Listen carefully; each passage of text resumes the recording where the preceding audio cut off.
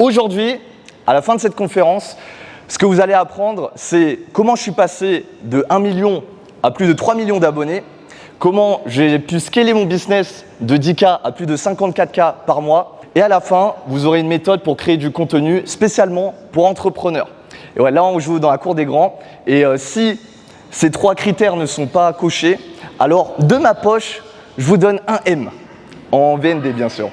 C'est garanti au remboursé. Moi, je veux que des gagnants ici. Alors, quand on est sur les réseaux sociaux, peut-être qu'il y a des gens qui ne me connaissent pas. Quand on tombe sur un nouveau profil, le premier truc qu'on a en tête, c'est « t'es qui, connard ?» T'es qui? Tu sors d'où? Alors, moi, j'ai commencé les réseaux sociaux il y a 6 ans. Et à l'époque, j'étais étudiant.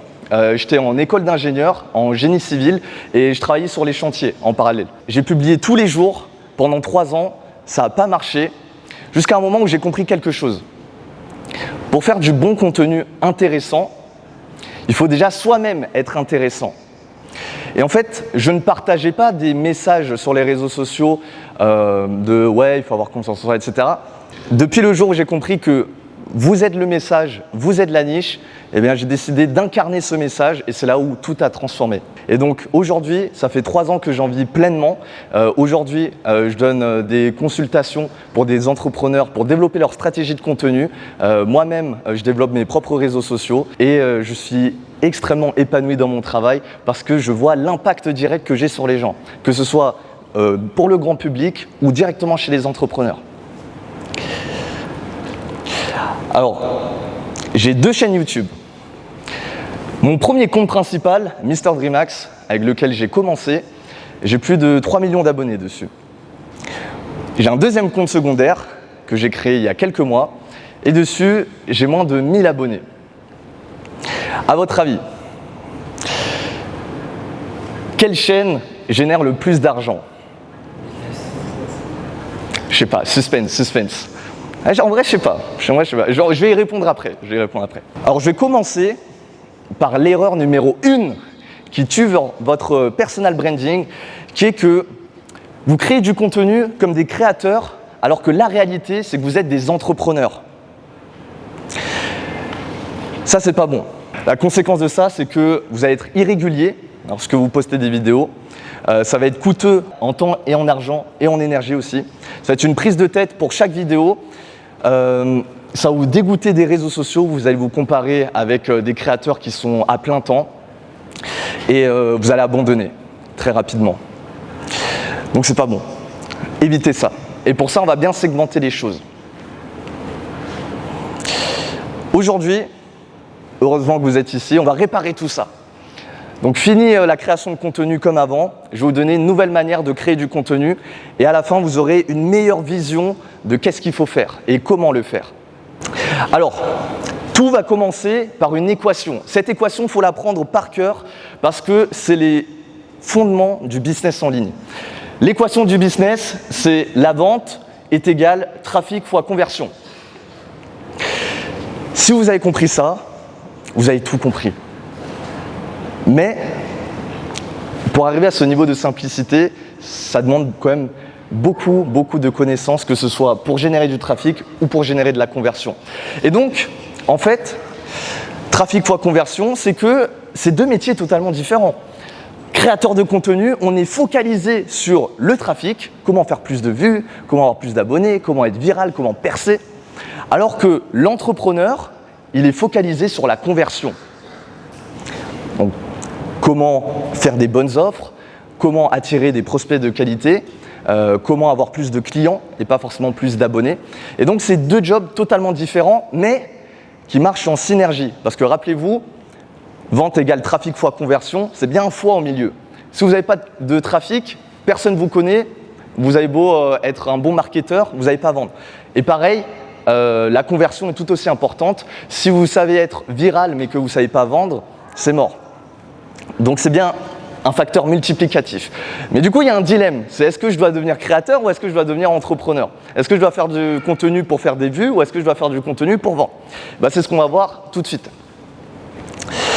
Ok, alors ça, c'est un concept qui n'existe nulle part ailleurs et pourtant qui est game changer en termes de création de contenu. C'est le cadran trafic conversion. Alors là, il y a plein de pointillés, il y a plein de points d'interrogation, mais on va le remplir ensemble aujourd'hui. Donc déjà, pour répondre à votre question, effectivement, vous avez raison, la chaîne qui génère le plus, c'est mon compte business, parce qu'il est orienté conversion. Et mon compte créateur, par contre, lui, il fait beaucoup de vues. Donc l'exemple typique d'un créateur versus d'un entrepreneur, et moi je suis les deux, je suis un créateur-entrepreneur. J'ai les deux casquettes. Alors, déjà, je vais commencer directement par ça, sur quelle plateforme choisir. On va mettre à la poubelle TikTok et YouTube Short. Je connais très bien mes stats, je sais d'où viennent mes clients, et je sais que si vous êtes des entrepreneurs, vous pouvez prendre TikTok et YouTube Short et les foutre à la poubelle. Si vous êtes des créateurs de contenu, vous cherchez des vues, alors oui, vous pouvez les garder. Mais si vous êtes des entrepreneurs, ça ne sert à rien. Vous allez perdre du temps. Rien que le fait d'appuyer sur publier, vous allez perdre 5 minutes. Le temps, c'est de l'argent quand tu es un entrepreneur. Donc ça, vous pouvez abandonner ces plateformes-là parce que l'audience n'est pas de qualité. Donc moi, ce que je recommande, c'est de vous focus uniquement sur 2 plateformes, Instagram et YouTube. Encore une fois, de manière synthétique et de manière globale, Instagram, c'est excellent si vous voulez chercher du trafic, et YouTube, c'est excellent si vous voulez chercher de la conversion. Forcément, une personne qui va rester 1 minute devant une vidéo, vous n'avez pas la même relation de confiance qu'avec une personne où vous allez regarder des heures et des heures de son contenu. Et la preuve est toute simple. Qui a déjà acheté en regardant un Instagram ou un TikTok? Pas beaucoup de gens, voire quasiment presque personne. Il faut vraiment avoir une relation de confiance, et cette relation de confiance, elle vient avec le temps. Donc là déjà, première case qu'on va remplir dans le cadran trafic conversion, c'est Instagram, YouTube.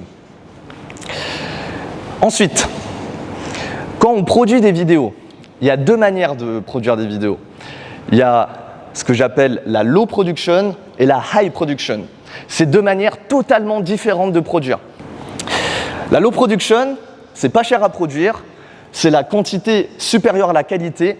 Vous êtes authentique, vous travaillez le fond des vidéos plus et ça vous rapporte plus de clients parce qu'il y a plus de confiance.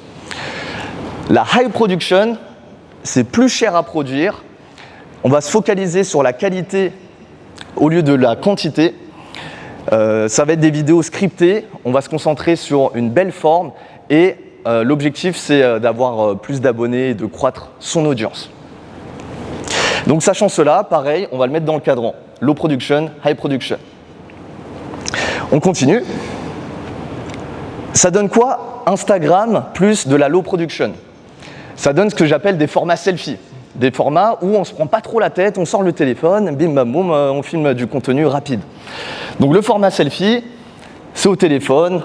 On fait juste un petit hook vite fait, histoire d'optimiser la vidéo, puis après on raconte une anecdote qui nous sort par la tête. Le titre, on le met au-dessus de la tête. Éventuellement, vous pouvez rajouter des sous-titres, mais ce n'est pas une obligation.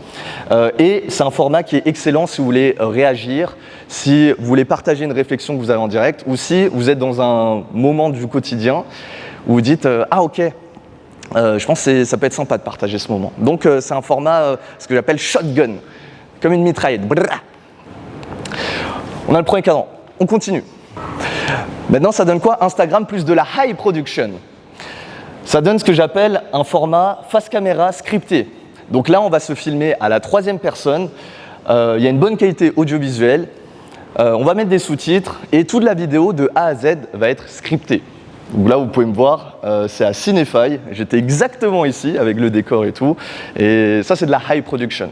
C'est assez conséquent, mais on va dire c'est bien pour croître. Là, ça apporte beaucoup de visibilité. On continue. Maintenant, on va passer à YouTube. Ça donne quoi YouTube et de la low production? Ça donne ce que j'appelle des formats live content. Donc, le live content, bien sûr, on va venir préparer avec nos idées en tête. Et on va filmer sans cut. Pareil, on va faire un hook et ensuite, on va dérouler notre vidéo avec du storytelling. Ça demande très peu de montage, juste quelques petits cuts, des textes, des images, des montages très basiques. Et enfin, pareil, comme pour le format selfie, c'est excellent pour du React, pour partager ses réflexions et pour du format RAW, du format brut. Ok, on y est presque. Dernier, ça donne quoi si on mélange du YouTube et de la high production? Eh ben, ça donne un format face caméra monté. Donc là, pareil, c'est filmé à la troisième personne, il y a une bonne qualité audiovisuelle et les vidéos sont scriptées et montées. Là, forcément, c'est beaucoup plus coûteux en termes de temps, argent, énergie. Et donc du coup, ça nous donne ce magnifique cadran qui va résumer, grosso modo, toute votre stratégie.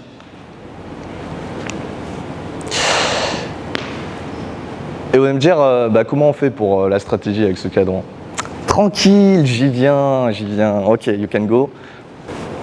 Si vous êtes un créateur de contenu, et que là, votre objectif premier, c'est de développer une audience, être viral, avoir un maximum de visibilité, dans ce cas-là, vous allez être focus sur Instagram.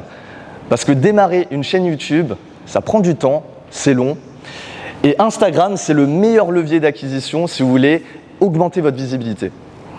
Donc, vous allez faire de la low production et de la high production sur Instagram pour bien que vous puissiez maîtriser les formats. Donc ça, si vous voulez une audience, rapidement, c'est sur Instagram. Ensuite, si vous êtes créateur entrepreneur, cette fois-ci vous êtes hybride, eh bien dans ce cas-là, je ne vais pas vous mentir, c'est le niveau le plus difficile en termes de création de contenu. On va s'orienter directement vers du YouTube en high production. C'est tellement dur, mais quand on sait bien le maîtriser, c'est rentable. Donc ça, c'est si vous êtes un créateur entrepreneur, mais je ne recommande pas pour les débutants. Si vous n'avez jamais fait de contenu, si vous n'avez jamais vendu quelque chose en ligne, ça c'est pour le niveau avancé.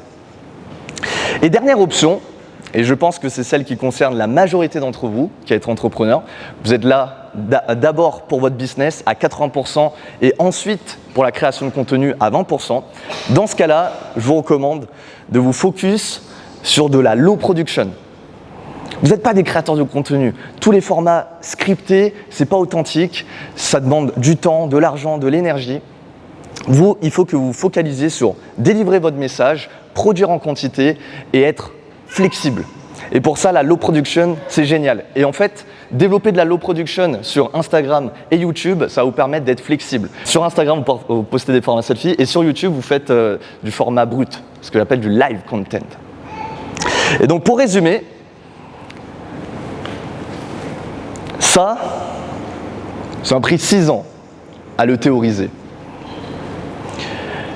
Parce que, au début, il y a des personnes qui ont la mauvaise stratégie, qui sont entrepreneurs et qui se prennent pour des créateurs, ou qui sont créateurs et qui se prennent pour des entrepreneurs.